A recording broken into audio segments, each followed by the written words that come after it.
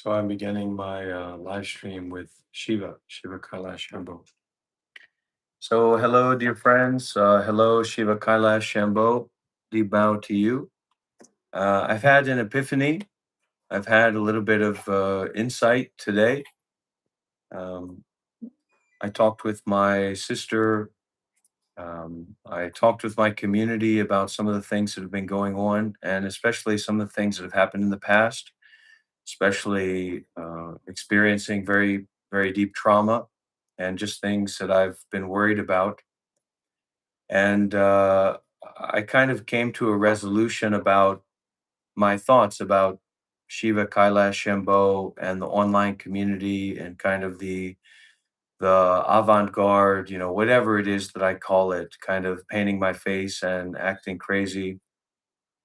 And I've made a determination that I'd like to repent and ask for forgiveness from the great wisdom and compassion, the great truth and the great source, and especially Shiva.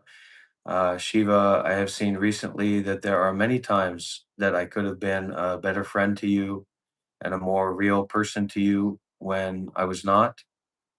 And I just want to say that moving forward, I'm going to be prioritizing more because I was listening to the teachings of Master Yanghua and some other teachers, and they were talking about, it doesn't matter who the people are or what the energy is.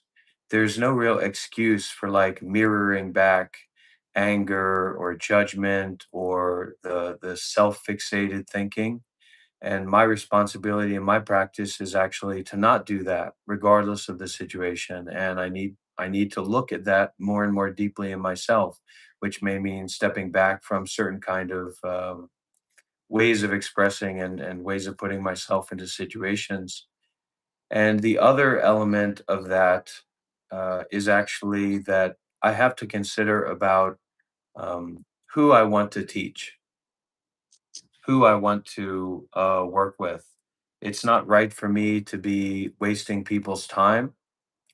And it's definitely not right for me, personally, for me, to be focusing on trying to teach people that are not suitable students or, not at that degree of interest for the Dhamma or spirituality or meditation or what have you. So, yeah, a lot of looking in. And Shiva, I see that you have many good qualities, and I appreciate you. And I see that, like I said, there's a lot of times recently that I could have been a better friend, but I was just lost in my own ego stuff. And yeah, so that's the way that it is. I'm not really looking for a response from anyone or to be recognized by anyone for me coming to terms or anything like that. But that's where my heart is. Yeah, I appreciate I appreciate you saying that. Thank you. That goes a long way, and apology accepted if you were making one about the statements you said. Um, yeah, I appreciate this time that we're putting together, this time that we've put together on these live streams. It's definitely been a very rewarding experience, and I hope we can continue this.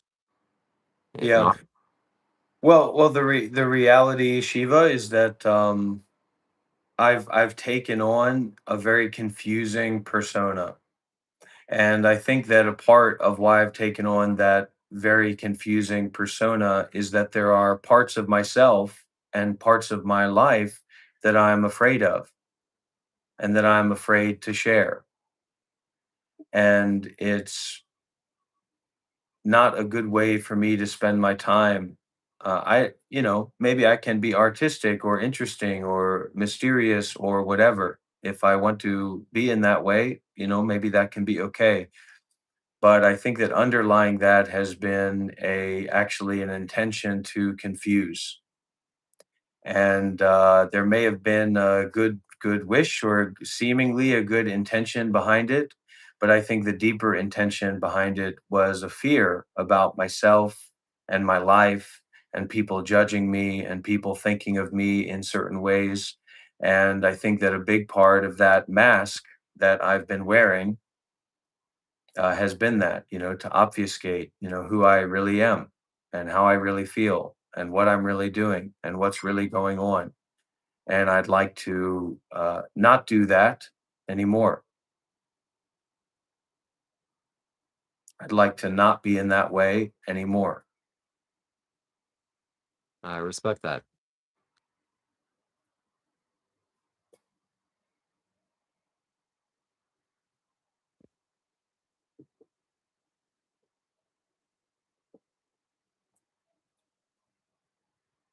Yeah.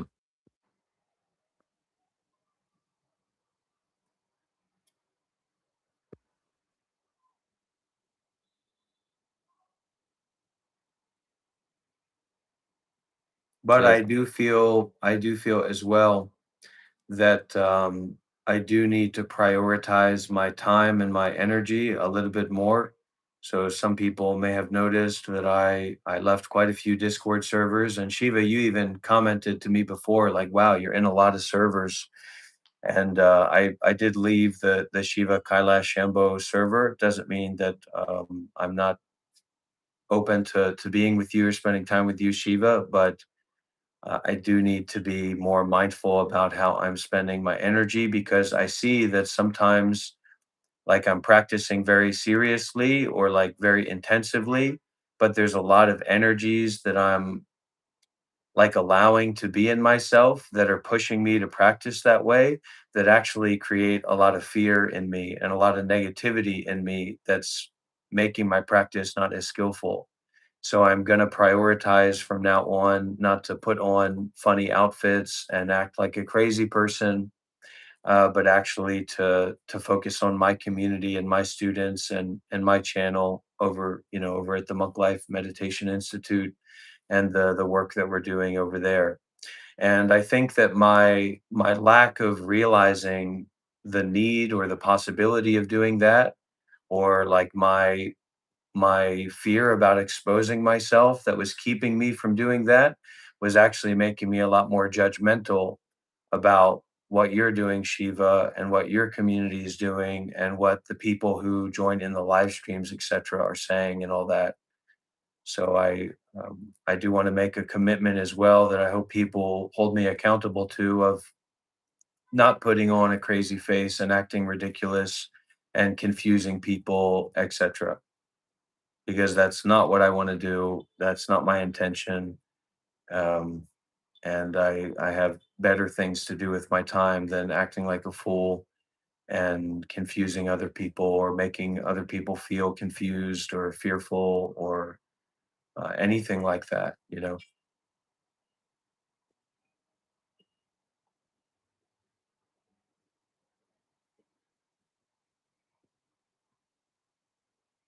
I think that a lot of my fight to control or my struggle to judge others or my struggle to make other people understand the Dharma has actually come from a place of me being fearful of people understanding me.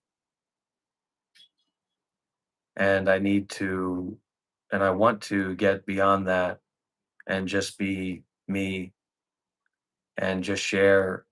Um, and if people want to participate with that or be a part of that, that's up to them. I'm not saying I'm ready to write a book about my life, but I'm ready to share more parts of the book now, and I think that's going to help me be a more realistic person, um, in general, not just on live streaming or teaching or whatever.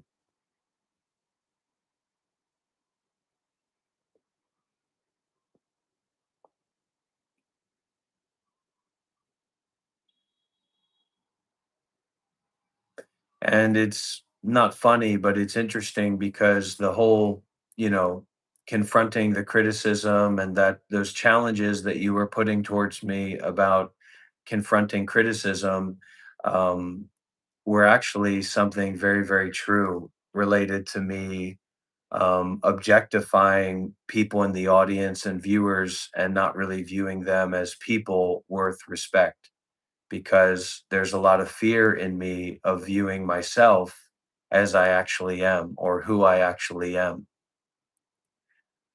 and how twisted that can be and how negative that can be and how fearful that can be which has led me to justifying myself as a monk, justifying myself as a spiritual teacher, justifying myself as an enlightened soul. And to make a commitment, and I hope that people who are interested and willing to hold me accountable can help me stay with that and remember about that, especially when I'm acting totally crazy and ridiculous to get views and to get people to look at me and think about me in a certain way. I see that in my mind all the time when I'm doing live streams where it's like it's not just people looking at me, but I'm looking at myself, looking at people looking at me and thinking about how people perceive me and thinking about how, you know, I don't want to do that. So I hope that I can be much more in line with not doing that.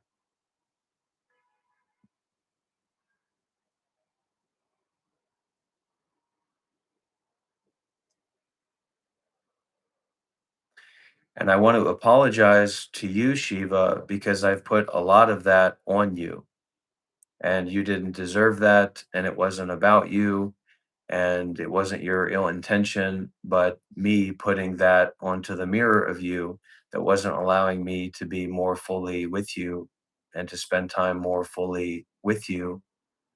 Um, and just kind of making up all these spiritual justifications for why it was this way or why it was that way, etc. Like trying to find a secret code for the habit energies of people and the mindsets of people, why they didn't get what I was saying. But actually, in a big way, I didn't get what I was saying, and I wasn't aware of that in what I was doing.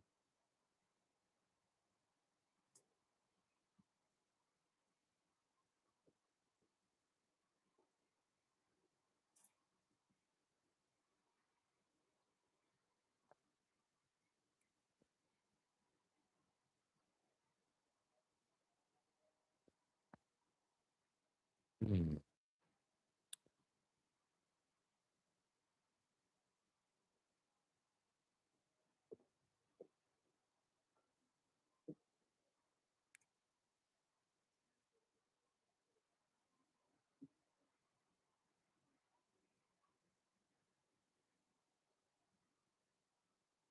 And I also want to express gratitude for the people that do see me and practice with me and have given me a lot of kindness and openness and forgiveness about my faults and my errors, not only the ones that I'm presently making but also the ones that I've made in the past, of which are very numerous. And that's very real.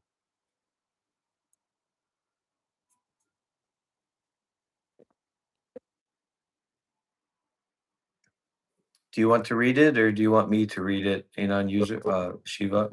Yeah, you go ahead. Okay, so anon user, who's a friend of the show, says, was the non-dual absurdist performance act mumbo jumbo all just to protect a projection of inner restlessness? Was it a phase?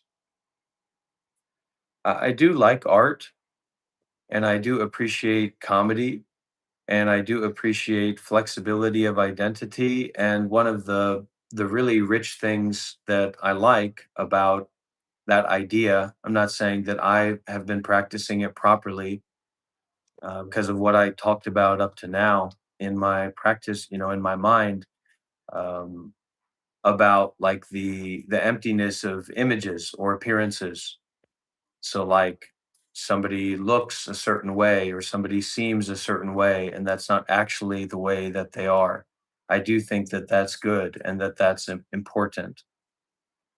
But very realistically, uh, maybe too advanced for where I actually am now, to be doing that skillfully and mindfully and out of compassion and wisdom, rather than a projection of inner restlessness. And I call it a phase, but I would definitely call it in many ways, because I can tell you from my experience that that it was a projection of inner restlessness for sure.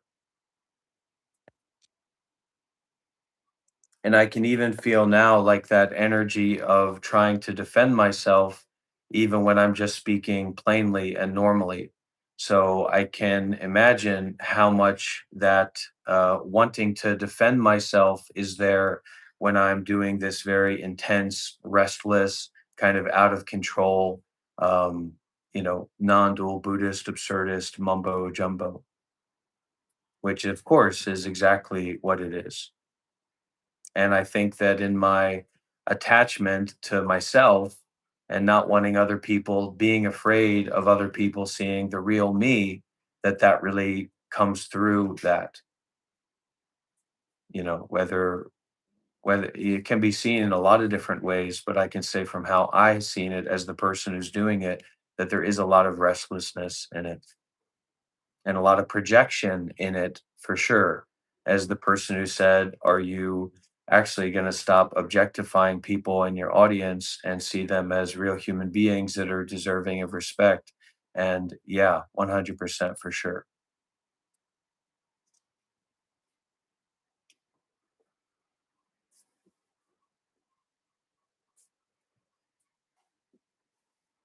I'm not saying that there aren't elements of mindfulness in that, and that there aren't elements of me really being concerned with wisdom in that and reaching other people in that. But when it's coming from a place of restlessness and not from a place of peace and compassion and balance, then yeah, I'm objectifying people. And what I've told Shiva about, but what I haven't taken accountability for and responsibility for, is all these people watching are all real people and they're not the objects of my thoughts. And me using them as to be the objects of my thoughts rather than respecting that I'm not balanced enough and integrated enough and grounded enough to share myself with people, whether or not they want to see it or not. I've done a lot of harm and a lot of unskillful actions towards people, and have treated people in many many ways the wrong ways, 100%. And I apologize.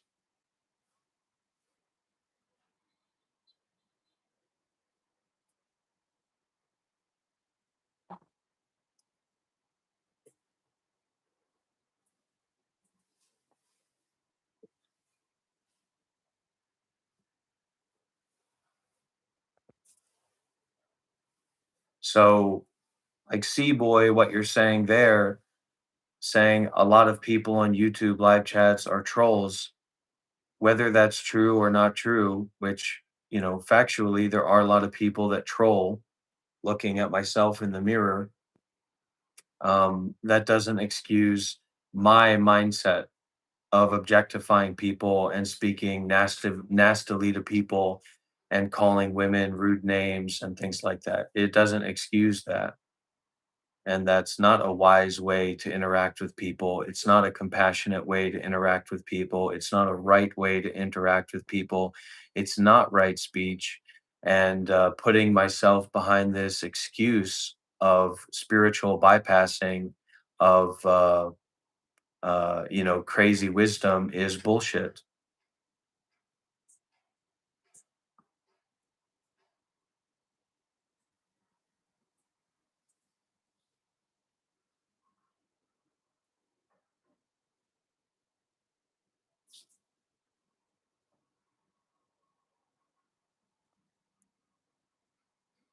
And I can maybe like pick up a thought or pick up a sense from some of my supporters and the people who like me and love me. So naturally, they're very open to liking and loving me and the different things that I do.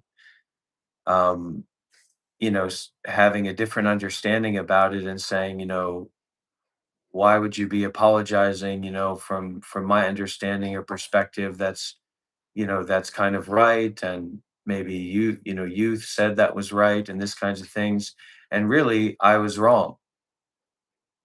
It's not right. It's not correct.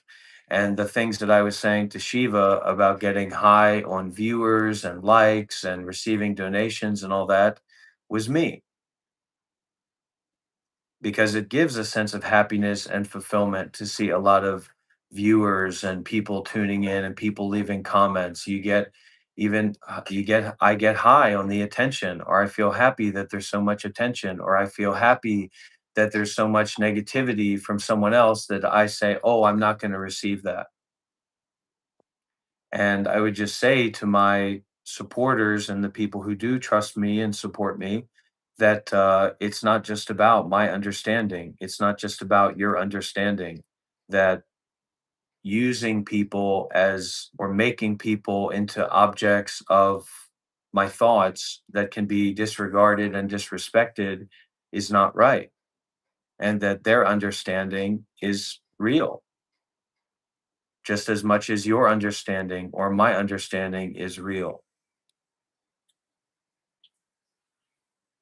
And I talked with this about maybe an hour ago or so with my community, that the work that I'm doing and the aspirations that I have as a leader or as a teacher or as a builder or whatever, are not really in line with people just sending me money. So, um, that's okay if some people feel like they're supporting me to send me money personally, but I would recommend and even advise and encourage people who are following my students, or just people who get a kick out of this. Save your money and make merit and practice seriously, and share your heart and your experience, and that that is even more beneficial for the aspirations of creating a meditation center or doing anything like that. Okay, another message from friend of the show, Anon user. Back when you were harboring these delusions, you talked a lot about vulnerability and generosity. Was that about self aggrandizement and dominance?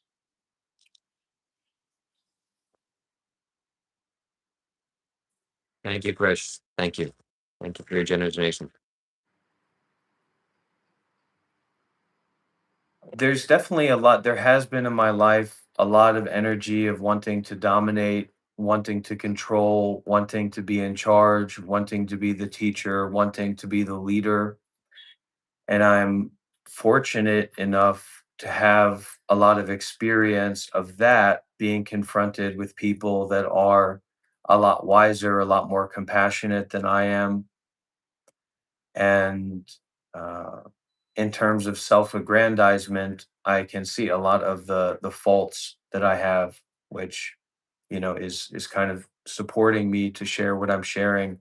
But there might be something that I don't fully understand. Um, what you're saying there. I might have to sit on it a little bit and breathe on it a little bit and come back to it. The vulnerability and generosity that I talk about is a lot about showing up, and not showing up in the way of holding on to my preconceived notions about, yeah, myself, but sometimes holding on to those notions about myself, or not holding on to those notions about myself, is actually preventing me from seeing that self that is portrayed, that is being put out there. And dominance is something I'm a little bit kind of experienced with in terms of my own ego, like being dominated by my own ego in a very personal sense.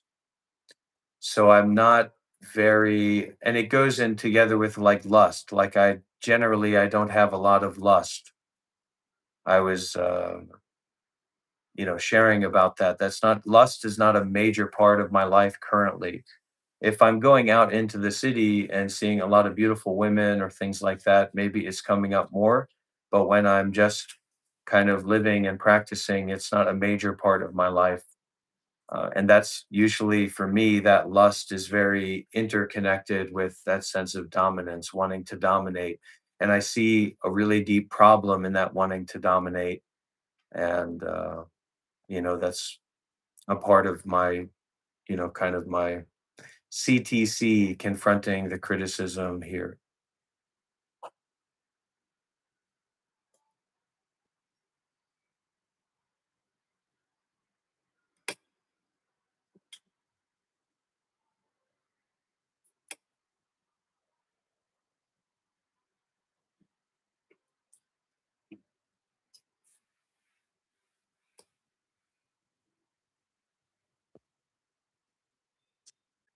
The the vulnerability and the generosity also connect with what Fine Weather just said about Rob is so someone, although not bringing myself too much into it as much as I can, that the like no self realization or being not someone kind of starts with really being someone and not being disassociated and not being non-reflective and not being open to criticism, not being open to I don't necessarily I think trying to confront criticism might be a part of the problem, but to care for criticism or to care with criticism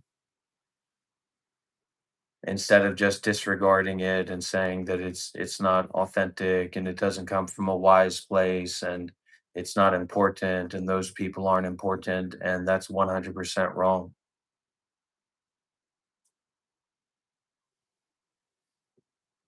I have my personal practice and my personal direction that I have to be responsible for in my life, but I can't make any other people responsible for that. And what I have been doing and what I am trying to look at not doing more is making other people responsible for my understanding or my want or my position on myself.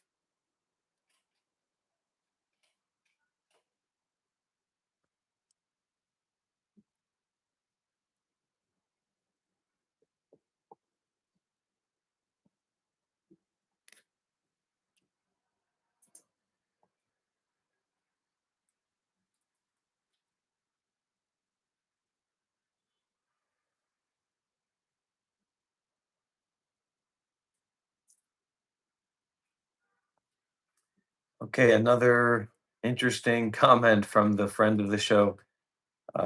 This is also the friend of the show who talked about they had a relative that passed away and they were thinking about making a very major contribution financially to me to help build a meditation center or something like that in Vietnam. And I would say at this point, receiving a major financial contribution wouldn't be realistic. And it wasn't realistic when you brought that up for me. And that's why I acted in kind of a anxious and self-cherishing and conflicted way because I'm not ready for that kind of support, frankly. So Anon user says, when you had the face paint and gold suit on you, you made passing mentions of BDSM. Do you have experience with that in the past?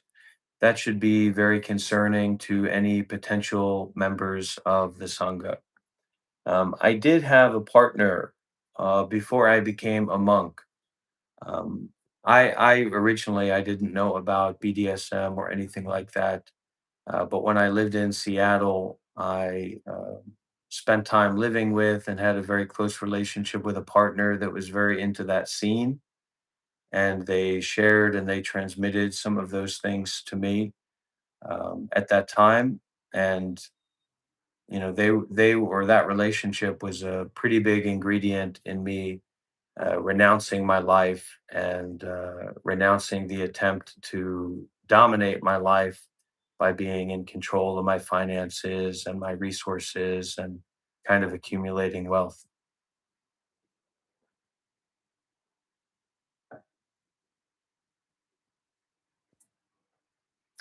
But if someone were to see like the social dynamics that you find in the sangha with like meditation masters or gurus, from an outsider's perspective, someone may very well see or think that there's kind of this domination aspect to it when it's more a practice of surrender and devotion.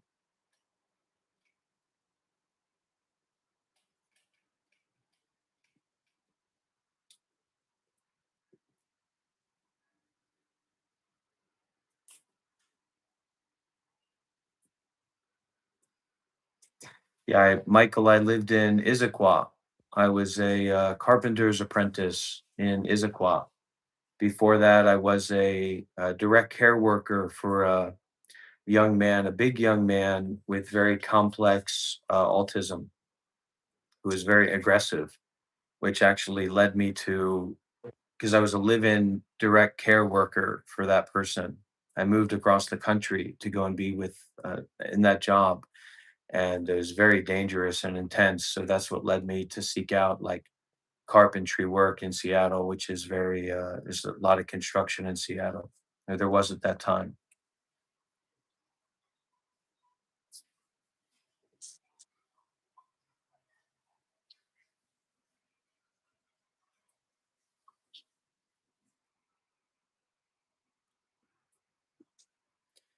So Ryan Everett, and Everett is actually where that former partner lived, outside Seattle. They lived in Everett, Washington. So I would go and stay with them and their single mother.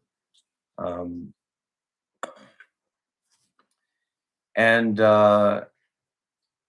So they said, where is the stopgap when judging things from someone's past? So it's the intention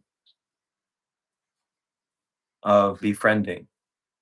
So, like the Dhamma perspective we were listening to, and I'd like to listen to more in the coming future because I had an experience this morning that I might be open to sharing, concerned with Tenzin Palmo, the nun who lived in the cave in Tibet for more than a decade.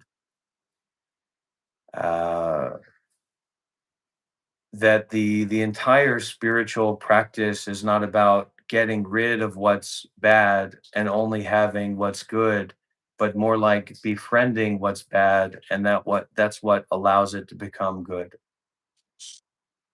So they spoke about it. I've actually had a lot of experiences, and I'll tell you, recently, sometimes when I'm meditating, I have experiences of seeing my face with the face paint and stuff on, like my face looking at myself, like yelling at myself. And that's an experience that I've had for a long time. I used to always have nightmares of like being trapped and like tortured by myself, like the devil version of myself torturing myself. And that Venerable Tenzin Palmo was saying how when we actually invite these negative aspects for tea, not like just try to force ourselves to meditate or force other people to adopt like wisdom principles or like accept me as a teacher, which is a big part of what I've been trying to force people to do on these live streams. We actually have to invite those energies to be together with us, and then they become like local deities. So right now, I'm in a time where it's very important for me to focus less on having views and getting donations and having students, and more for me to invite the the darkness in me for tea. And that has nothing to do with me teaching other people and being without error and being blameless and all that kind of stuff, because I'm definitely not. Okay, Anon user, another donation and a comment. They said, why do you bring up white people in the pejorative? Shiva, do you know what pejorative means? I will Google it. Okay. Is that some form of racialized humiliation tactic a trace of your past experiences, or is it seriously relevant to spirituality? I think it means like the negative. Expressing contempt or disapproval. Yeah. Um, a big problem in me, or an aspect of like a problematic part of my psychology to like avoid my real self, and this is something I've been dealing with since like childhood and high school, is sarcasm. And so when I say white people, there's some element of sarcasm in that, like the sarcasm of the absurdism of differentiating. But there's also some realism because I had a partner who radicalized me when I was after I lived at Upaya Zen Center in New Mexico. I connected with this Puerto Rican woman, and we lived together in Baltimore for about a year, and I was very in love. And there was a time when I was maybe leaning towards the right or leaning towards conservatism, etc. And I was like criticizing the Black Lives Matter movement that was happening at the time. And they talked to me about how that was maybe coming from a place of disassociation from my ancestors, from my cultural background, to then be going towards Black liberation movements or Black justice movements and being saying, well, they should do this better. And somehow that really resonated with me, and that also connected to her sharing a book with me called, I think it was Manufacturing Consent, but it was especially from Noam Chomsky. And that led me to be a lot more leftist or progressive oriented. And a big thing that I've been trying to do in these live streams, even if I don't want to fully admit that, is just trigger people and get people triggered. And that in and of itself, even if it's just to trigger people, is not a good intention. And unless I'm totally peaceful and even and compassionate and have a very clear intention about kindness and generosity, which I don't sometimes because I'm getting lost in the sauce of my own ego and my own disassociation and my projections of other people, that's not correct, and that's not right for me to do. It's not correct for me to just go and try and trigger people, regardless of if it gets me views or it gets me money or whatever, or people that like me like that or find that entertaining. It's not right for me to do that.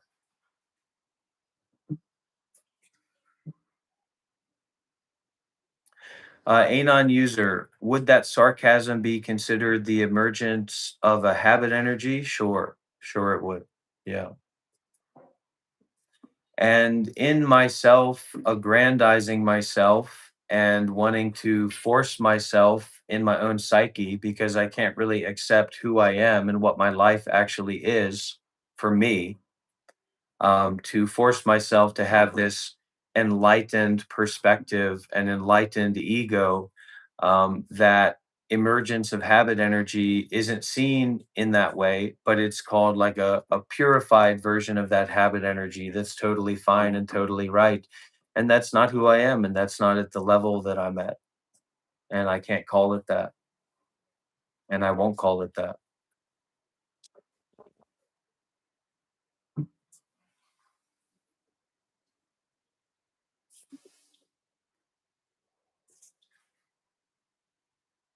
I also have anger in me. One of my deepest habit energies of anger that I have. I was just talking with my sister, and we kind of had a meeting of minds, that we actually experienced some pretty serious trauma when we were very young, and it very deeply set the course of our lives. Um, And so one of the side effects of that was never, I guess, fully seen or fully understood or fully worked with by the other responsible parties for us and protectors of us, was a deep anger. So one of my first affinities karmically was and psychologically was a very deep anger. And apparently it was put into this box of like an anger about my parents' divorce. But it may very well have likely been a kind of response to this trauma and what I experienced, what me and my sister experienced. And so informed by like the time that I've spent with my teacher and spending time with like, what I call like natural people, but really everyone's a natural people, but like people in poverty, is a real anger about the pride of others and the self-righteousness of others and the willingness of others to disassociate from life and taking care of life. And what I'm realizing and processing here is that I'm embodying that more than I'm actually giving a commentary or a avant-garde non-dual Buddhist absurdist position on. And that if I really look at myself, that my art, so to speak, is a lot poorer and a lot more spiritually lacking than I'd be willing to admit. And I think that that's most clearly shown not by my judgments about that or the people that like me's judgments and opinions of that, but by the people that I'm actually taking responsibility for being with. And instead of listening to them and receiving them because I want eyes on the screen and I want people to keep watching under this weird idea that somehow they'll become curious enough to come and see me be a teacher and accept me as a teacher and a more experienced person than them. I've just been spitting in their face and disrespecting them and expressing my anger.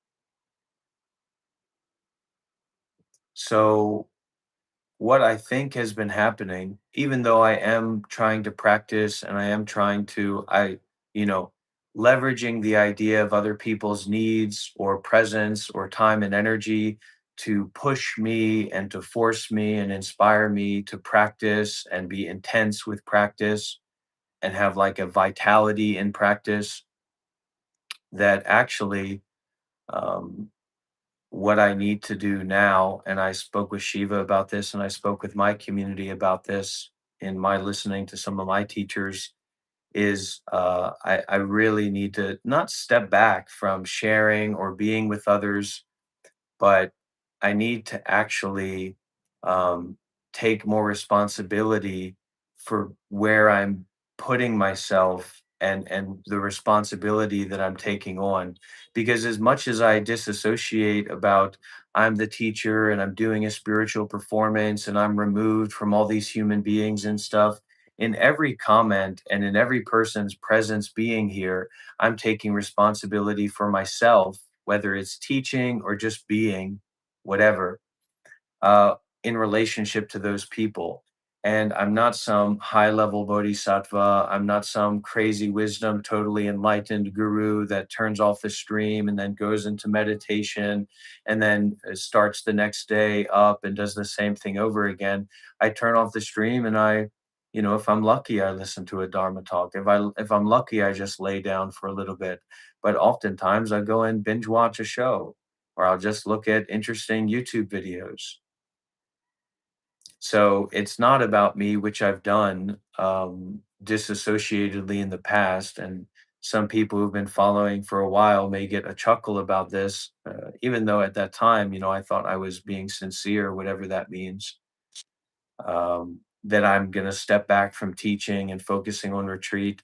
I'm not saying that here. I'm saying I need to be more aware of the responsibility that I'm taking about if I'm going to be in this persona of a teacher, which is problematic by itself, a big problem can be a very, very big problem. And I've caused a lot of problems for myself and for other people by this desire for me to be a teacher and be seen as a teacher, to be more considerate about the people that I'm willing to spend time with, and not just disassociating myself into pretending that I'm some kind of holy being that can be with everyone and do whatever and everything's just going to work out. Especially when it comes to my impact on other people, which I've definitely had a negative impact on a lot of other people's lives. And the whole scheme that I've talked about, I'm just maybe I'll make people curious is bullshit. I'm getting off on triggering people. I'm getting off on views. And from what I'm doing, there's no reason for people to be curious because what I'm embodying is not some kind of ultimate wise, wrathful compassion. It's an inner restlessness and it's a anger and it's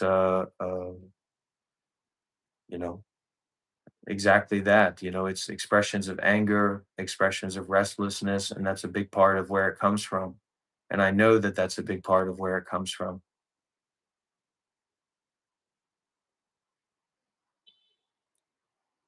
Now, to say all that, if I had face paint on, maybe it would be more difficult for me to actually for people to see me and listen to me and hear me with what I'm saying. But if I was just sitting here and spending time with Shiva and I had face paint on or I looked a different way, that in and of itself is not inherently good or right or wrong or bad. Just like me saying, well, I was a Buddhist monk for 7 years and I'm seriously interested in Buddhism doesn't make me putting on a mask and acting crazy justified or right or true. And I've been pretending that it does, and it doesn't. And that makes sense to me why people actually get on my case and say, you keep saying you were a Buddhist monk for 7 years. Yeah, it's a cope. It's a cope from my want to have more students, from my want to have more people seeing me in a good way, from my want to have more status.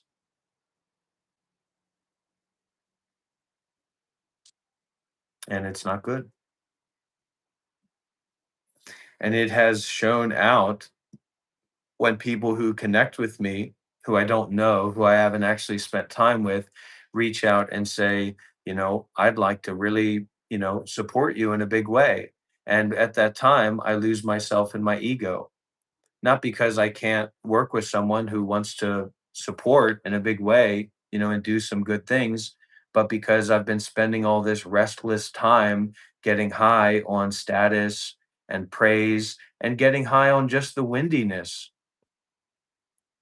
Like when people don't like me and when they say bad things about me and it doesn't, I say, oh, that's not really who I am inside. And I get high on that. My ego gets high on that.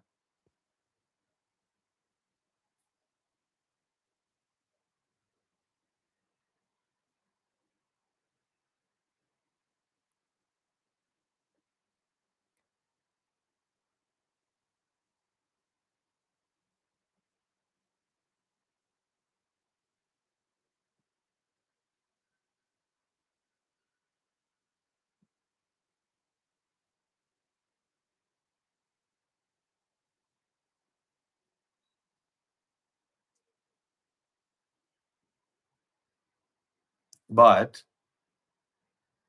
I want to consider that me putting on that mask and yelling and screaming and acting crazy for views and energy and all that is very much an expression of me trying to convince people. So I'm not going to now say, okay, this is my new persona, and now I'm going to try to convince people with this.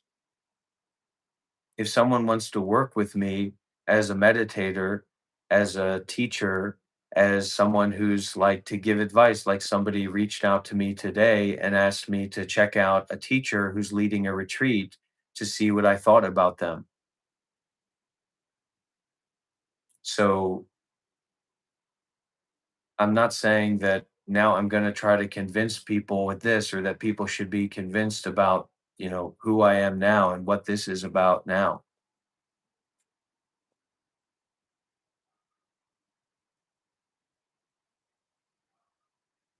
But for me to teach the Dhamma, I need to be more human than I am now, or than I've been recently, than I've been acting recently.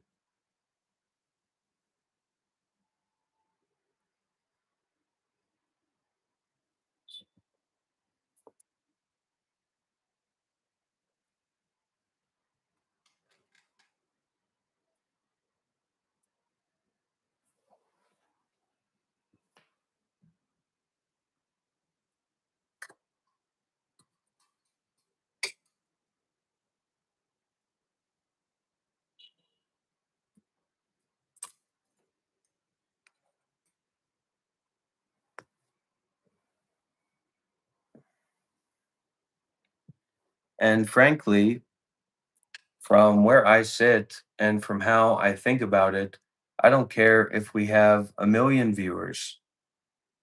If people are watching and listening, and then I'm saying, hey, you can find me over at the Monk Life Meditation YouTube channel, that's not what I want to be about.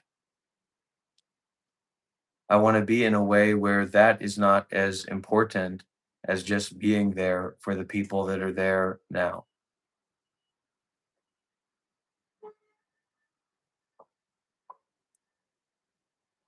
And dear Sangha, dear community, please do hold me accountable to what I'm saying here.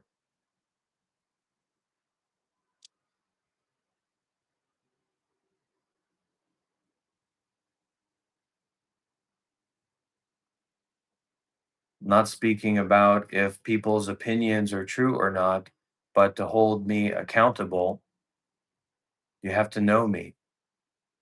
For me to be held accountable by you, I need to know you. And that's why I give another apology to Shiva, because as whatever I've been putting on him about his practice and his mentality and his ego and things like that is just a mirror on me. It's just a mirror of me, and it's not about Shiva.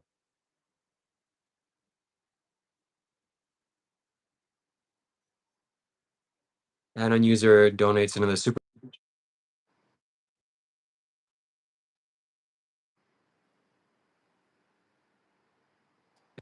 How does the distraction and deviation take root? Is it a result of unintegrated experiences?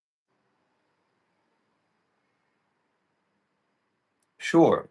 Yeah. Result of unintegrated experiences. If all my experiences were integrated, then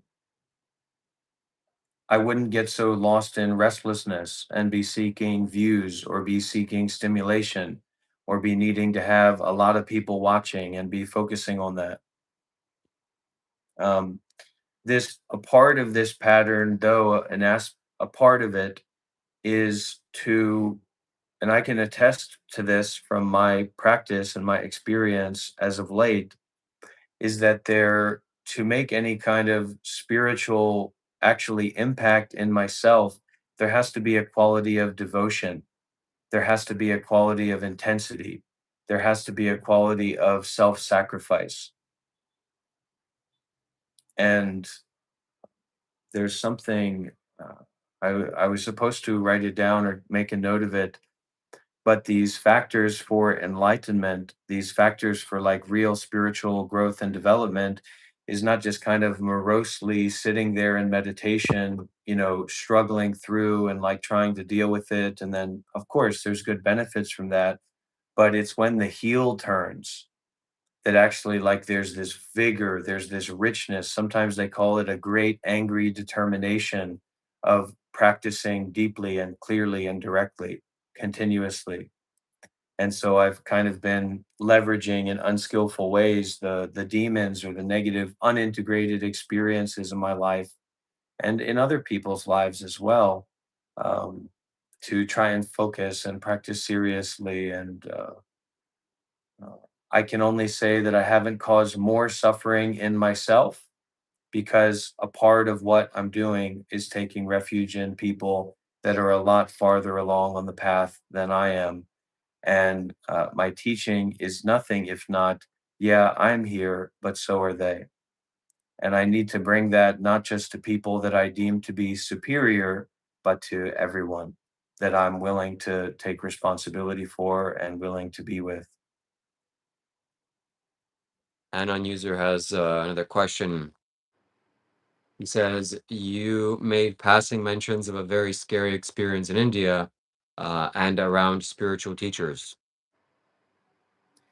The very scary experience in India was primarily brought on by my arrogance and my pride and my ego in relationship to the spiritual teachers that I was around. So the big thing that happened was I chose to leave my spiritual teacher and go to this Mahakumbhala festival. You know, I was kind of in a manic spiritual state.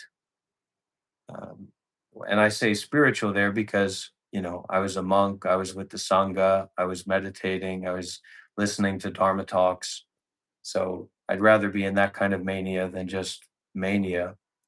But I developed this massive fixation about going to this big Hindu festival where there were no Buddhists, where I didn't know anybody, and so there were even some people that were going to go with me, but I was in such like a rush and a state of need to go and do it that I left my teacher and the people who were, you know, some of my spiritual friends, and I took a train from Bodh Gaya to Varanasi, and then to, you know, to make my way to outside where this Mahakumbhala festival was going on, and then I just totally, you know, crashed in on myself, um, being alone and surrounded by so many people and so many energies, and it was really, really the most intense and most horrible and wrathful experience of my life.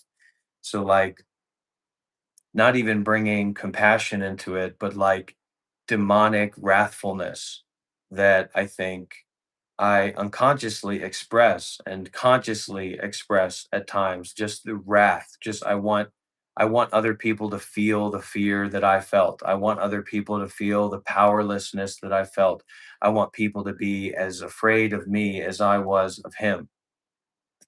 And this kind of, like you said, non-integrated experience really reached a pinnacle in at this Mahakumbhala festival, where it was basically like a wrathful version of myself, like a demonic version of myself, went outside of my body and was now continuously like raining wrath and suffering and horribleness onto me, and it wouldn't stop, and it didn't stop for um you know, for well, it stopped, it kind of calmed down, but that energy was still there, like that haunting was still there for weeks, even 1 month or 2 month, and it took me a lot of time to recover to the point where, you know, people know how used to I am, how much experience I have of like sitting in front of a camera and teaching and talking, just talking, you know, um, with other people, and I was in such like a totally disassociated and destabilized state where even to get in front of a camera and to talk with my community or the people that were still following at that time, because I made a lot of wrong actions, a lot of unskillful actions that kind of tore down the community that I built up. You know, just being in front of the camera, I could barely speak. I would be shaking. And it took months for me to kind of get grounded and have a separation between myself and other people in the world again.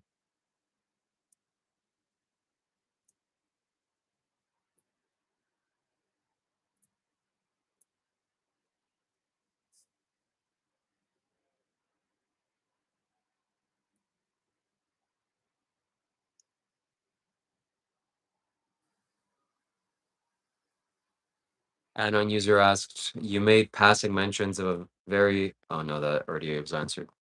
Yeah.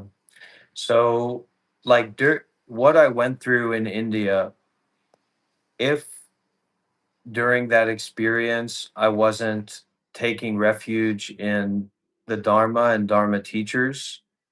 And then afterwards, if I didn't have the blessing and the support, my life partner now actually was kind of the only person that I felt I could reach out to and ask to help me because I was totally devastated. Like everything in my life was totally devastated.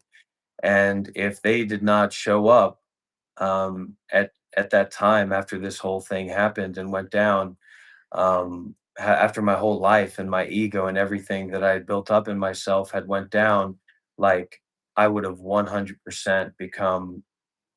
I would have been lost.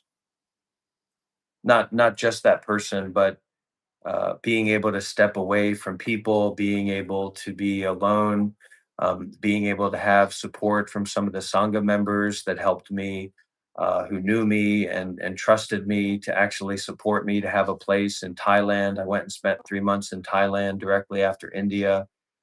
Um, then I could totally see how I would have never recovered from that.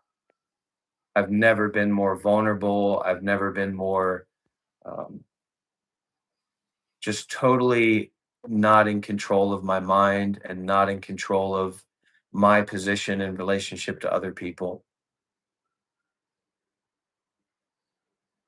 So I currently live in Vietnam, Electra.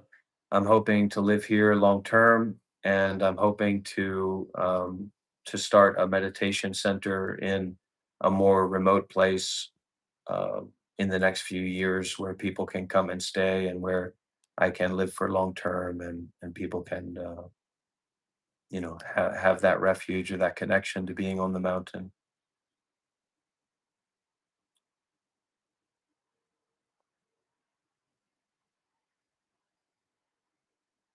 There's a moment in your interview with Kai Cenat where you just stay silent and stare at him. Do you think that was you trying to somehow make him feel that fear?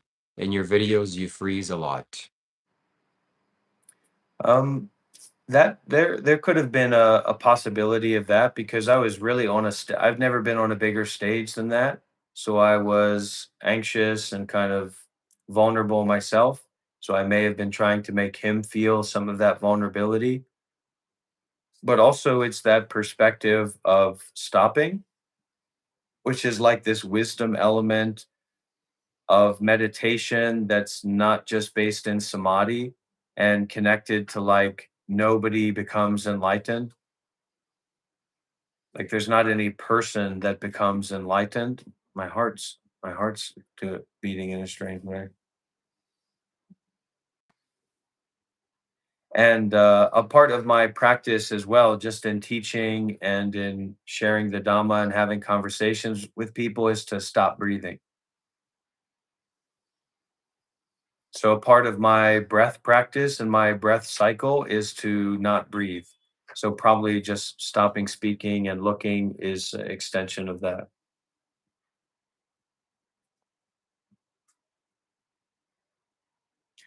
The idea of the development practice in Buddhism that is a little bit different from this idea of we get rid of all the negative things and we bring in we just have positive things, and instead like a befriending, like befriending all aspects,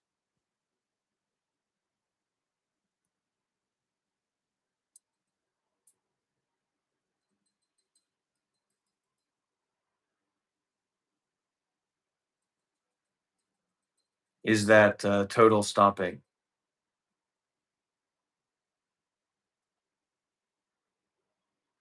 Sure, that's yeah, I wouldn't say that I'm consciously trying to gesture towards that. Like I wouldn't think that I'm consciously trying to gesture towards that, but that would be a part of my practice.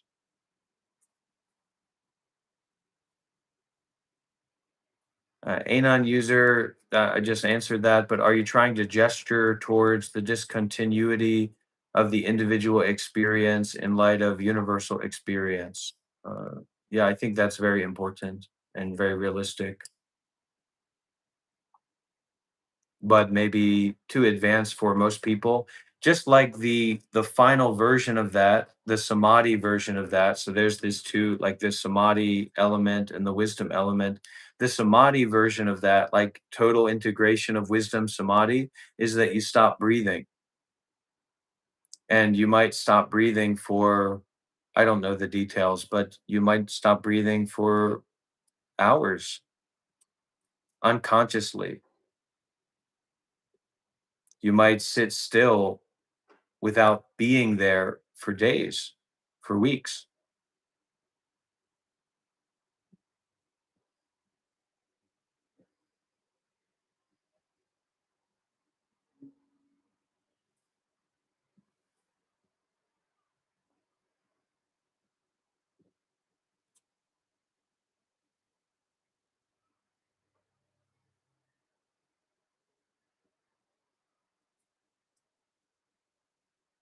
So what I'm trying to do in my practice communally is to create the, I used this word before, spiral dynamics, uh, kind of inappropriately, but the energy dynamics where it's realistic for us to be befriending each other and befriending our own egos through mindfulness and detachment and doing good deeds and volunteering, to be able to practice together, to live together. So I don't have this idea of like, okay, I'd like to raise funds so that I can build a meditation center, and that'll be my temple in my home, and then I'll do retreats, or people can come and live there part time or something like that. But more of a unlimited principle, and then finding a way to bring that into a practice of creating a hub on the mountain for people to do good deeds with mindfulness and detachment together, concerned with the Buddha, the Dhamma, and the Sangha.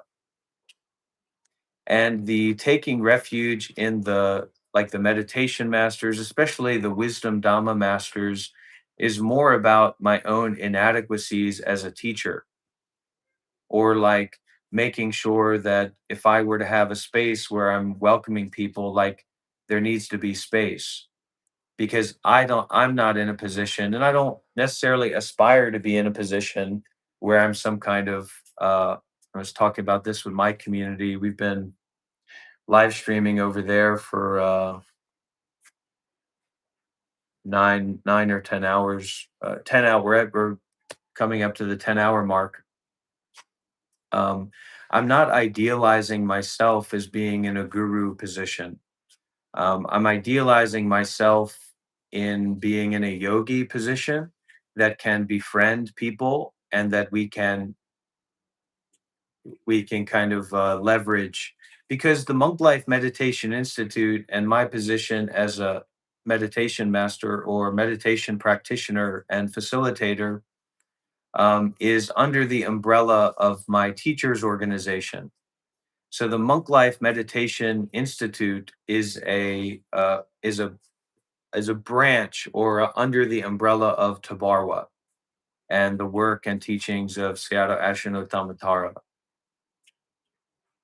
And I really have to express gratitude. A deep bow. Thank you, Shiva. Of course, not the convincing about self. I'm not saying that I'm trying to go in that direction, because um, I'm not wise enough and compassionate enough to do that with people. Uh, but this isn't all like something that I personally came up with in terms of the direction uh, of what's going on here. But these are the principles and practices that my teacher has established, and that I'm bringing into my own life and bringing into my sangha's life as a sangha leader. Go ahead, Shiva. You want to read that one? Anon user asks, I remember you mentioned eating your own semen in an open interview with Shiva. Is this your genuine practice? Uh, no, but I did hear before. Uh, what they say, better out than in. So probably best to stay with that. But there is some idea about this because I've dealt with masturbation addiction in the past, and there's some like level of shame in seeking pleasure that's very embarrassing, like when it comes to me and other people. Like I did that shameful action and masturbated and all that. And I got this idea that somehow there's like a detachment principle that if that was going to happen, well, it's probably more self-destructive than anything else, and not something that I teach or that I'm encouraging people to do. Don't do that. I'm not recommending you to do that. I don't think it's necessarily physically harmful, but I don't recommend anybody to do that.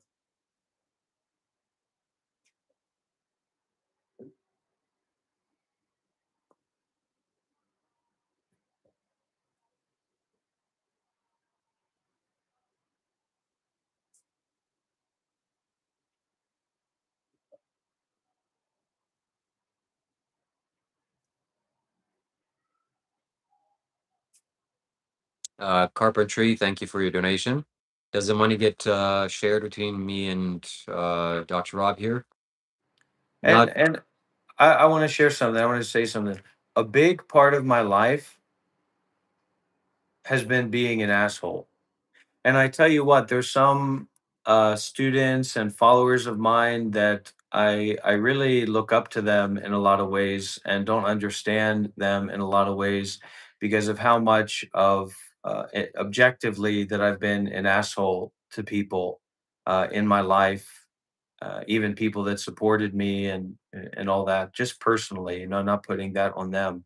But being an asshole has been a very big part of my life, and I apologize, Shiva, and apologize to everyone that this I've acted like that and I've been like that, and I aspire to be better. And it's one of the reasons I love Sadhguru because he expresses like this joyful companionship and befriending with all these different energies. And I see so much in myself of not being able to do that. I was a big asshole personally, in my Australian meditation trip. So not just that, but definitely. And so carpentry prints, 100%. uh, your presence, your energy, your deep listening, and your deep sharing, and your practice inside of yourself of a willingness to give is being shared between me and Shiva already. Money is really dirty stuff, and money is really dangerous stuff as well. And I'm not in a position to try and make a bunch of money or have a bunch of money or anything like that. That's not good for me. That's not something that I want to be responsible for, and that's not what this is about.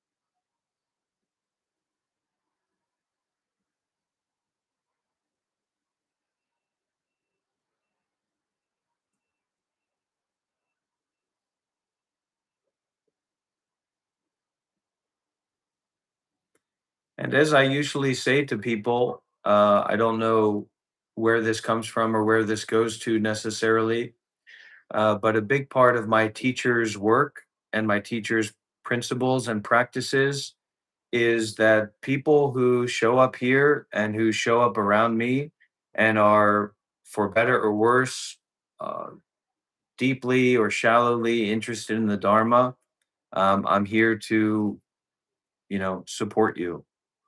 So if there's anybody out there that needs a pizza, needs some food, needs some resources, send me a message on WhatsApp, send me an email, and we'll, talk together and I can send you some money on PayPal or Cash App. Or, of course, the highest gift. I'll share the Dhamma with you. No, practically. If there's a need, I'm here to help.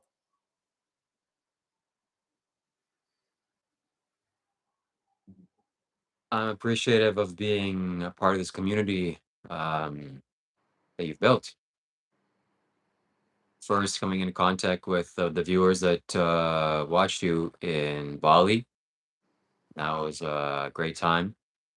And it really opened my eyes to what's possible and how you can continue to practice. And of course, it's also been a transformational time in my life. I'm glad that I met you. I'm glad that we did these live streams together. I'm glad that we're doing this now. And then I'm glad that you're going through this personal transformation. It seems like it's in the air. Today I woke up and was feeling a little bit down. And I went to swim. And as I was coming back, I was thinking of the gratitude that I felt towards you and towards the community and towards the members that are helping me. And something was still on my mind. And as I came back, I turned on your live stream, and just the right thing you were saying, it really hit me, impacted me. So I know that you're serious about this. I know you seriously practice, and you're sincere. And yeah, where else can you go ahead? Yes. No, I just want to say that some of the practices that me and Shiva have been doing, and to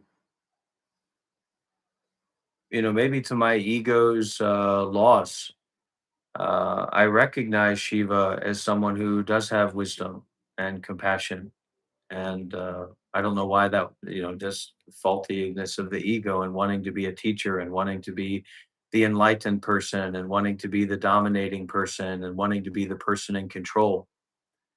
Uh, but uh, the work and the play and the practices that me and Shiva have been doing, primarily me and primarily Shiva, because we've been doing it together and consenting and platforming each other in different ways, has been really dangerous. And I think Shiva has felt that. I think I have felt that, and I think a lot of people, maybe have definitely felt that as well, and that's maybe why they've reached out in the ways that they have. Uh, so, in terms of my desire, because if we really love someone or like someone or care about someone or we think that someone has value, we want to meet their desires. I remember how caught up in my mind I would be about offering tea to my teacher because I didn't know if he liked it or enjoyed it or wanted it, or if I'd be wasting it by offering it to him and all that kind of stuff. And I really mean this, for those people who want to donate, who want to support me, who want to meet my desires. My greatest desire now is that you continue to develop in the Dharma. And I hope that you are well equipped and well supported to do that. And I hope that my presence and my time and my energy will be spent on nothing more than encouraging you to do that. And I apologize for my ways of being. And it's one thing when you have enough money to pay your bills, and then somebody's sending you a couple bucks, and you can kind of say thank you, I appreciate that. But I can see in myself when people have reached out, people that I don't know, and said, I want to donate a lot to you, what do you want? And my response has been, I want a lot of money. I want you to give me a lot of money. And maybe I'll try to use it for good purposes. And generally I have a good intention, but really I want a lot of money. And I can see how so clearly I've fumbled the bag with that, spiritually and literally. I was listening to some Dhamma teacher, some really interesting Tibetan teacher today, and he was talking about, if somebody wants you to do something, just do it. So, like that person, Kapatita, was reaching out, and they donated like a bunch of memberships on my YouTube channel. So I knew, yeah, I knew they had money. Why did I know they had money? Because they're practicing generosity. And if someone's practicing generosity or donating or giving me money, they must be serious in some way. They must be subject or want to fulfill my desires in some way. So they just told me, they said, "Hey, I want to see the game that you're streaming. If you go on Twitch, I'll donate 100 subs," which I don't know, but it's a bunch of money, you know. And I immediately got into my head and my ego about spiritually, should I be detached? Should I follow this person and do what they say? Should I just keep doing what I'm doing? Of course, also that little carrot in front of the donkey that said, in myself, not to do with that person that says, don't you want this? Said, well, I'll be skillful, and I'll get money and I'll get donations. But really, all I had to do at that time was say, okay. They were asking me directly to do something for them, someone who's donated to me, someone who's supported me. And all I had to do, regardless of the money or if I was going to work out for me or not, or if they were pulling my leg or not, all I had to do was open up Twitch and set up the live stream. And instead, I was in a psychic storm of ego. And I see myself right now. I see the energy of me trying to protect myself from that I want money, from that I like money, from that I want to make people give me money. I want to encourage people to give me money as an extension of that like. Not that that's mainly what my practice or life is about.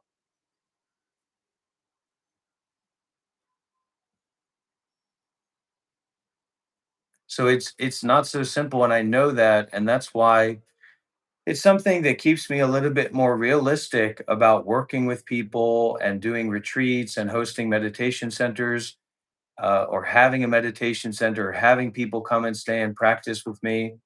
And what made me get into such a mess when I went to Australia is that I wasn't ready to deal with that praise and that support and that willingness to surrender.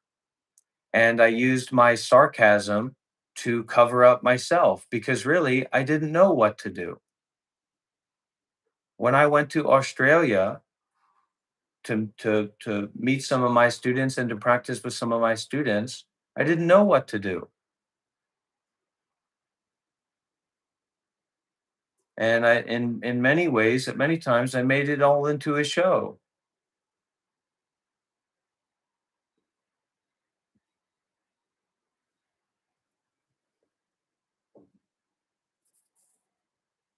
I don't want anybody who is in Australia to say that's what it was. I'm not trying to put it that way, but I can see that element of it as well.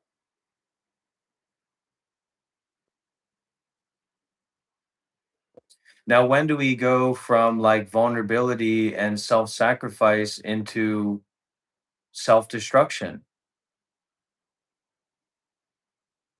So it's like very, very subtle energy in that,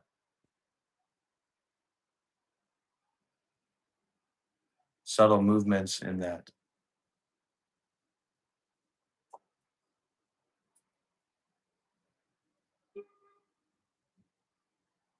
And I think this kind of energy is what brings up the validation or the relevance of some of this extreme kind of non-dual Buddhist absurdism, avant-garde art, but just as much as it can be any kind of art or spiritual teachings or me practicing can be a cope.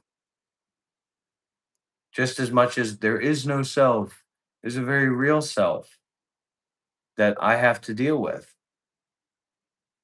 And that if I'm taking responsibility to put myself in front of all these people and work with all these people, that I need to be more reflective with.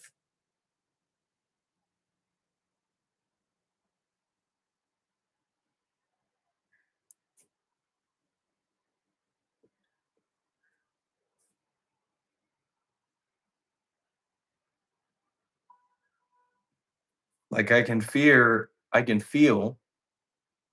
in myself the fear of myself. I can feel in this apparent story or apparent real me the fear of the real me.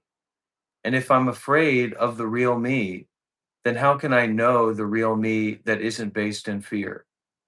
I can't.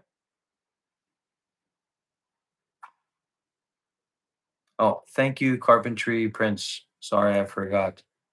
Yeah, thank you, Carpentry Prince.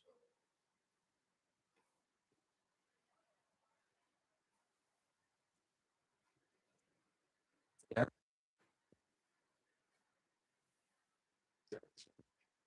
See that master? Oh, you come. Inside.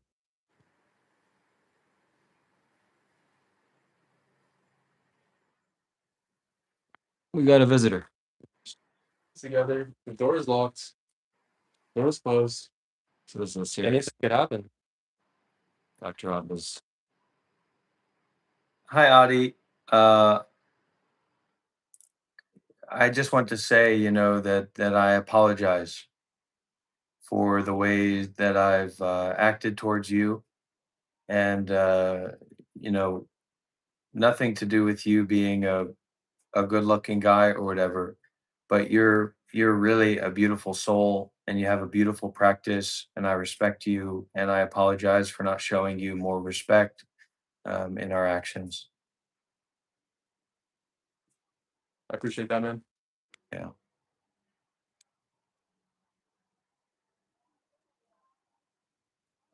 No worries. thank you.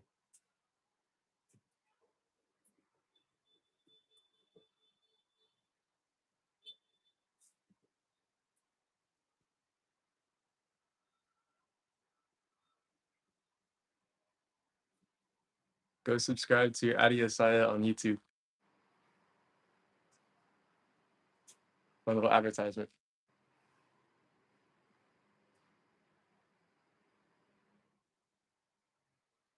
So a big aspect of my psychology as well in justifying my way of portraying myself is the like the very high importance that I have on levity. Not just for myself. I can only have so much levity for myself because it's, palpitating in me. Like my real true person, a real true story is palpitating in me. But when it comes to like social environments and other people, that levity seems to be it can be a doorway to detachment just as much as it can be a doorway, just as much, I don't know. But it can be a doorway to detachment in the same way that it can be a doorway to callousness. And so, this emphasis on the reality or the practicality of detachment is really important to me, not just for my real true person, a real true story that's restless and angry and fearful, but also for the me that takes refuge in the Dhamma.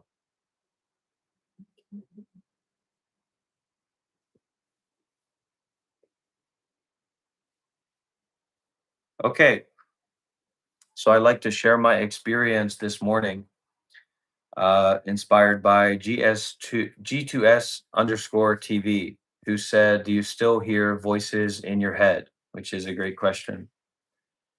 So, usually in the morning, I wake up, sometimes I wake up really early, and then maybe I'll drink a fizzy drink or watch a YouTube, but usually I'll wake up really early and then I'll go back to sleep for better or worse. This morning I woke up really early. I went back to sleep, had some dreams, and then I was kind of starting to wake up. And when I start to wake up, I kind of like practice with the sleepiness and the dreaminess, but like in a way of being mindful, more mindful, and then I get up. So this morning, I was doing that, and it was a point when I was like falling back into sleep. And I remembered out of nowhere, I'm not a big student, I'm not really involved with Tenzin Palmo, but I remembered Tenzin Palmo, the nun who spent like more than a decade in a cave.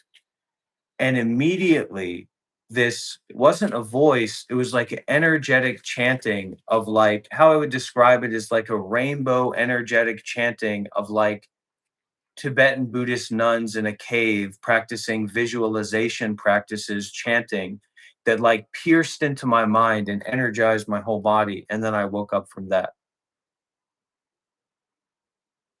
So that was an experience I had this morning. So just to say, like, hearing voices in your head is not necessarily bad. It's just like you might have to work on befriending those voices in your head rather than trying to get rid of them. So really interesting experience. Because usually it'll be like going back into a dream or coming out of the fog of a dream and going back into a dream. But this was like going into sleeping, remembering Tenzin Palmo with like my inner voice, and then this lightning strike of that energy. So we listened to the Dhamma talk from Tenzin Palmo today. I had a really weird dream last night also. Um, yeah, it was really really strange. I was like in San Diego and I was like walking around. I was on the beach, and then there was like some party going on. It was like there was like it was like a bar or something, and I was talking to people, and I met some people from high school and some old people that I knew, and then um, a whole bunch of really weird stuff happened, and then I ended up like kind of getting teleported to, I don't know, it's kind of like Hogwarts or some sort of like magical. I don't know if it's like a spiritual kind of realm, or it was, I don't know. And I was in like some bunk beds, kind of like the room that we were in when we were doing Vipassana, but it was bunk beds. And like people were like doing magic and stuff like that. And I felt like it was like a place that I like fit in, that I was like I'm supposed to like find in the real world. And it was like and then I remember like the end, like one of these, like there's a bunch of like pretty girls there too. So this is obviously like some sort of, you know, fantasy for me, being in some magical like school with like a bunch of like beautiful girls or something. But then at the end, like I remember some girl like I don't know if it was like makeup or like it was blood or something, but like I remember like they like touched my shoulder, and like there was like a red mark all over my shoulder. And then I woke up, and like somehow like her doing that, it was like some sort of like signifier that like I was meant to go and find, like that would signify to me that it was like real somehow. Like whether or not that's like real, but like that there's something real that I'm meant to like go find or create or buy Grady. Um and Yeah, I don't know. It was really, really weird, like very surreal.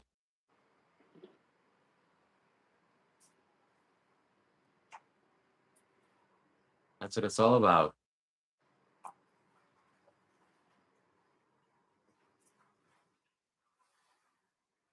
Like I remember like waking up and I was like checking my shoulder because like to see if like something was there. Because I remember I had like my friend had a story where he fell off a cliff in a dream, and he like fell on his back like into like the water or something.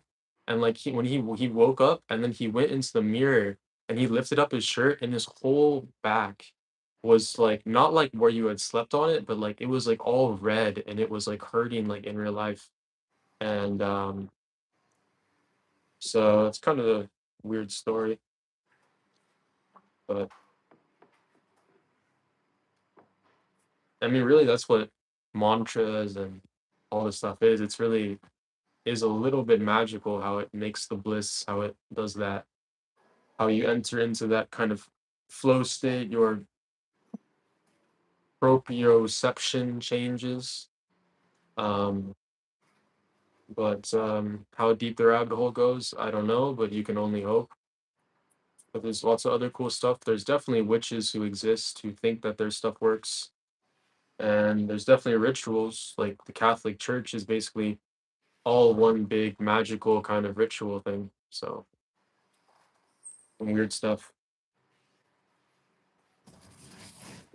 Yeah, I was listening to this monk, really high wisdom master, bright, very bright, from Jetavana Monastery, which is one of the foremost training monasteries in Sri Lanka. And he brought up this really interesting principle. So he said he was talking about how basically our fundamental need or want from everything that we do is to get happiness. And he was saying how, you go to school, you get this education, you get these degrees, you do all this stuff to get happiness. And then you've given 20, 25 years of your life to get this PhD doctorate degree. And, you're still not happy. You may not even have access to happiness. And then he brought it to the fridge, how, like, everything in our fridge is just, it's happiness in there. Like, it's our stores of happiness, a cake and pudding and fizzy drinks. And then he said this very interesting thing. He said, so if you're drinking to get happiness, it's not right. If you're eating to get happiness, it's not right. If you're getting this education to get happiness, and there were a bunch of PhD, there were doctors in his Sangha, really high, bright teacher. And they were, he was walking them through, like, okay, so tell me, pick a day when you know that you'll be happy. Pick a moment when you know that you'll be happy. And all of them said, we can't do that. I 100% can't be sure, with the doctorate degree. So it doesn't work for happiness, what we really want. And then he said this, he said, if you need to eat, eat as much as you want, much as you can. If you need to drink, drink as much as you want, as much as you can. But if you're doing that because that's a source of happiness for you, don't. And it's really interesting because it brought up a parallel for me that I don't fully understand of what my teacher talks about. Because he says, if you're doing something, okay. If you're not doing something, okay. But what's important is not whether you do that thing or if you don't do that thing, but if you're doing it only, or if you're not doing it only, if you're doing it with detachment, or you're not doing it with detachment, or you're doing it with attachment, or you're not doing it with attachment. Anon user said, does doctor in quotes Rob give a tinge? No, no, that's I'm not. Uh, I've never been very aligned with that stuff. I just didn't, maybe because of my early trauma or whatever, and just being lost in myself, having the job, having the position, having the wealth and like financial success and all that. None of that ever hit me. Like when I graduated high school, there was no seeds that had taken root in me of like being financially successful or being successful in education or being successful in like a business life in any way. So the doctor is just more like a quip or maybe light social commentary, similar to what that. Not saying it's the same, but what that monk was saying about what is a doctor? A doctor of what? He said, I mean, tinge. Tingle? No, not particularly. Not for me. May give other people some tingles. I wonder because some of my like longer term students or fellow practitioners, they call me Dr. Rob or call me Rob or not call me Dr. Rob. Uh, and it's just kind of interesting how we work with different labels and titles and things like that. But there's also a very big importance that I have about the efficacy of play. So just as much as it's important that we're very serious about spiritual practice and spiritual life, It's also really important that we're very lighthearted and open about play, and like mischievousness that comes from a place of innocence rather than comes from a place of original sin or need for blame or need for punishment.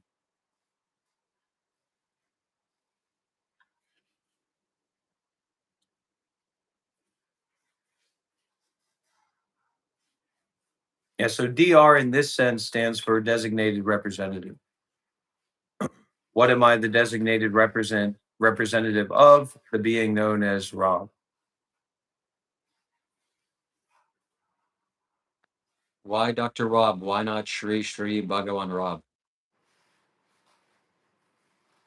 It just doesn't appeal to me so much. It's not very Western, like I'm very Western, whether I like it or not. I'm very American. I'm very American coded.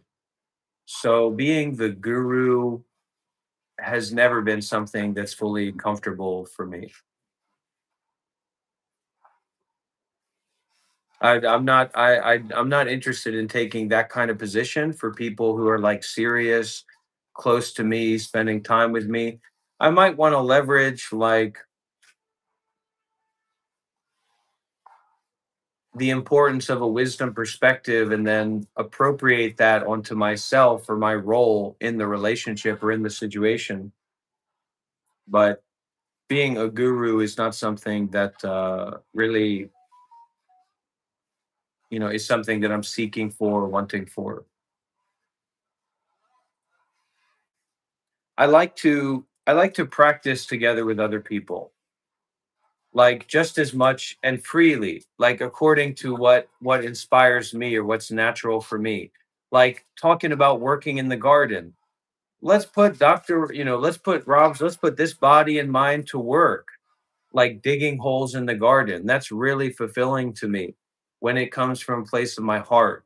But if it's like coming from a place of the schedule that everybody's being filtered into, where now you're a part of the group and it's time for you to do this thing, uh, I'm not. That doesn't really connect with my heart. So my mentality about doing a meditation retreat or having a meditative space for spiritual practice is like, okay, I have my practice, I do my practice, and if there's people who would like to practice together with me, that's wonderful. But if they would like to do gardening or if they would like to volunteer or help in other ways, that doesn't have to be about me or serving me.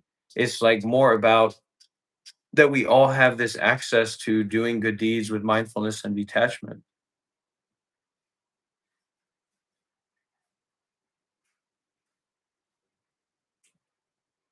Both are worse than Epstein. Fraudulent activity. So, Krish, if you're still in here, this guy can get timed out for 5 minutes. Dr. Rob, what do you think you would do if your stuff blew up and you had like 1 million followers? Would you create a place? I Would just, you keep on teaching? sorry. Yeah, I would just go further up the mountain and people would be able to come and stay and practice. And, we'd make a meditation center here in Vietnam where people could come and live and practice. And of course, to do that or to be more involved, like for me to allow somebody to be closer to me, they have to allow me to be closer to them. And that has to do with like applying our mutual discernment. Like, is this comfortable? Is this appropriate? Are we going into a position where our boundaries are going to be able to be practical, where mutual consent can take place? What I really love about like doing the live streams like this is that people can really come and be very close in terms with the mind, and they can maintain their consent and boundaries with their bodies. It's very accessible to do that. But that would be like the present kind of direction. maybe having more of a studio for live streaming, maybe having a bathtub, uh, maybe being more away from the city so that, just natural sounds and things like that. So the basics for me are not very exorbitant, but the more responsibility to work with other people and then bring other people into the space, that's not just spiritual responsibility, that's also practical responsibility for me that I can actually deal with. Uh, Property and also building, of course, these recent times and days, it's a little bit more expensive, but not so much more in Vietnam. Property and building structures and things like that is not very expensive right now in Vietnam. It may become more expensive in the next 10, 20 years. What would be more expensive is like the due diligence, transferring money, making use of money from, because I don't know about that, from Western countries to a place like Vietnam, finding appropriate land with access to internet, finding good builders and things like that. Whew. So that would be more of a work than the money or the finances.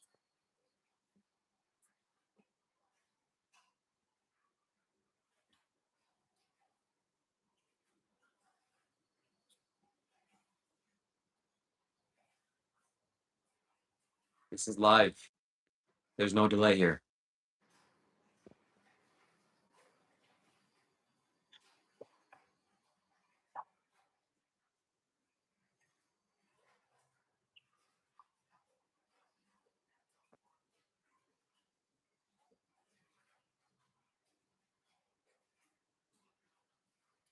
Casey Clip says, "How much does one need to save up to move and live comfortably in Vietnam?" I think this is good information for a lot of people that I can kind of connect with a lot as my life as a monk before and going to different temples and meditation centers. A lot of people don't necessarily need to move to Thailand to live, but they probably need a retreat. Like they need time away. That's So okay. if you can save up a few $1,000s, then you could go and retreat and take time for yourself in a place like Vietnam or Thailand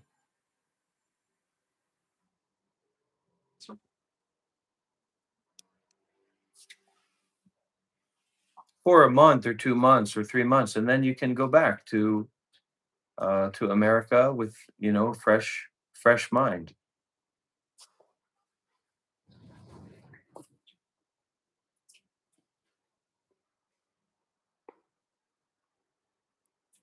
It's one of those things where the issue isn't so much finances or money. Uh, the issue is more like our the support structure that we have to actually go on retreat rather than to go on vacation.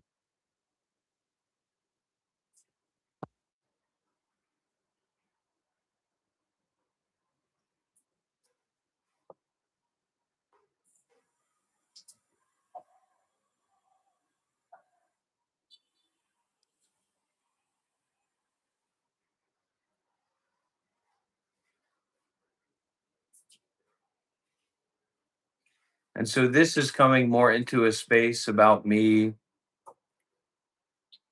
taking more responsibility for myself, about the people that I'm working with and the people that I'm willing to teach and spend time with giving, because I have a limited amount of energy, and taking in a lot of people's questions or positions, etc., is like a karma. It's like taking in a karma.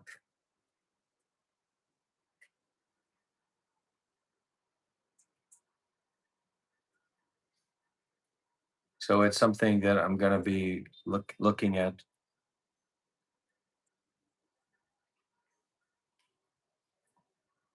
And I talked about this a couple of hours ago, maybe 2 hours ago on my live stream before I went live with Shiva, that this is not a performance. This is not a show. This is not the way that I make money. This is my life.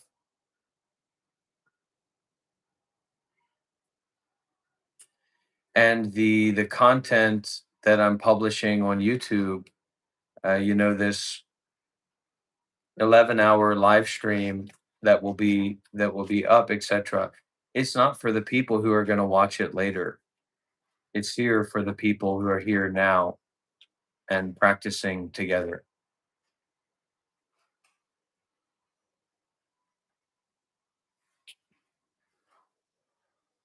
So an example of that, and like taking this responsibility for who I'm teaching or who I'm working with or who I'm spending time with, is like if I'm in my community working with a small amount of people, I'm not repeating myself and like going into the same kind of karmic fold that I've already been through.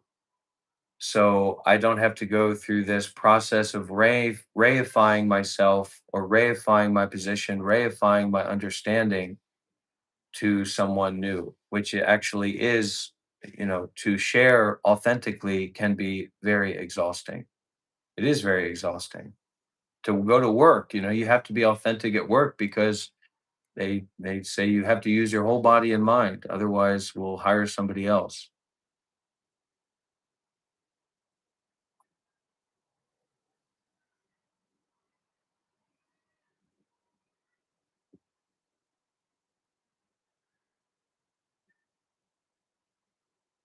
And there are some parts of my life, anon user, that are personal parts of my life, and that's something I transitioned out of from being a monk. And I had a lot of frustration in myself of being a monk and not being able to have a personal life, or being ashamed of my personal life. Whereas now I can just say, I'm not a monk, I'm a practitioner, I'm a facilitator. I'm willing to share a lot of my life, but I'm not willing or able to share uh, all of my life. But I do. I try to share more and more. I try to give more and more. That's my sadhana.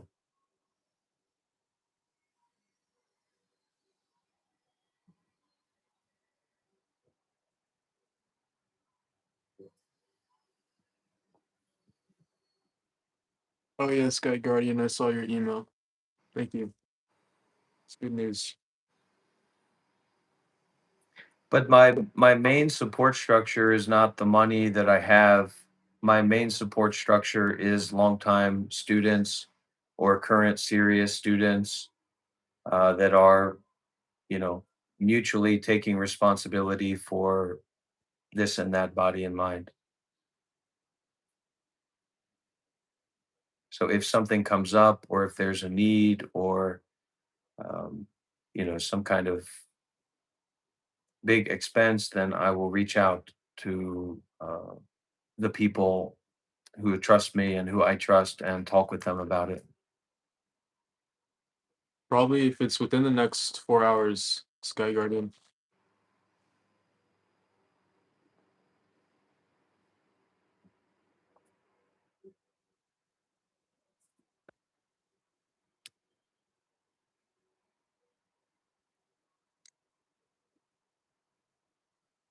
Okay, so we have a little bit of time left. Are there any questions?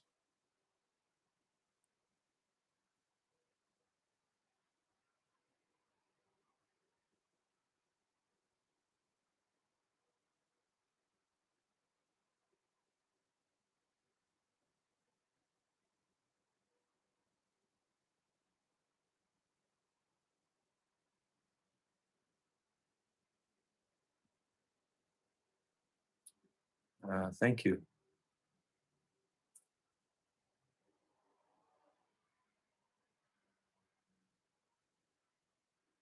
And I really apologize because I can see it more clearly in myself, what I can't see when I'm in this restless, idealistic state of being an artist and a teacher. I've been extremely combative with people, and I apologize. Yeah, please go ahead. Short respect. What's your question?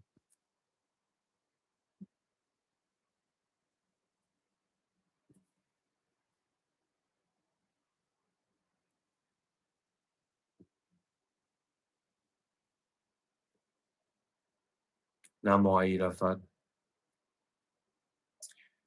Um, Question from Ann Brown says, are you going to stop belittling people who can only afford a small donation? That is really not a part of my intention or my mind. Really, it's not. And I really mean that because I have experience of spending time in really impoverished places in Myanmar and uh, Thailand and India, where people have very, very little to give. But I fully recognize that the way of me responding to a lot of people, and this is really nasty, has taken on the form and the appearance, and can definitely be seen that way, and rightfully so, of belittling people because they can just offer a little bit. But I do, want it to be clear that that's not a part of my life or my heart. There's, of course, always they have the tradition in Vietnam of, and I think it's generally a Buddhist tradition of making donations, and they put donations in like this these envelopes in Vietnam, especially for New Year's to Tet. They call it lucky money, and they put the donation or the money in these beautiful envelopes. Sometimes they're really ornate, really lovely envelopes, and you don't know what's inside. So sometimes people put $100 bill in an envelope, and other times people put, they like to put $2 bills in it because it's like funny and unique. Uh, so of course, there's always that sense. Oh, okay, I hope I get a good lucky money. I hope I get a good envelope. But of course, that's not the point of giving and receiving.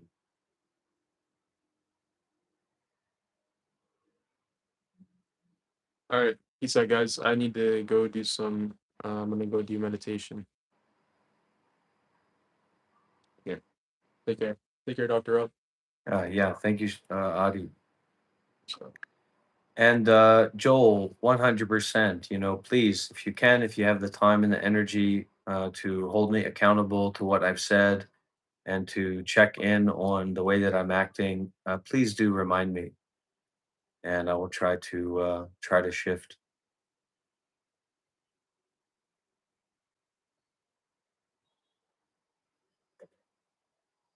Okay.